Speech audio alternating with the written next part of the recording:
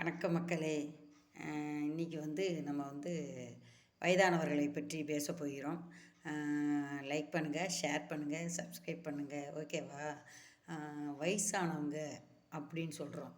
அந்த வயசானவர்களுக்கு உடல் தான் மாற்றமாகுமே ஒழிய மனசு என்றைக்குமே இளமையாக தான் இருக்கும். புரியுதுங்களா? அதனால் அவங்க வயசானவங்க நம்ம சொல்லவே கூடாது.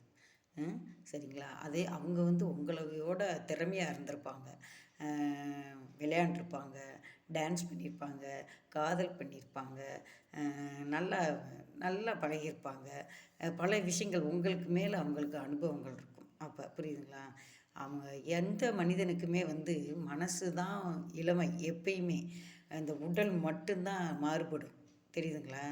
அதனால் அவங்க வயசாயிடுச்சு அப்படின்னு சொல்லி அவங்கள இதாக பேசக்கூடாது நம்ம என்றைக்குமே. புரியுதுங்களா? அவங்கள்ட்ட அனுபவம் இருக்கும், சேமிப்பு தெரியும், எப்படி குடும்பத்தை நடத்தணும்னு தெரியும்.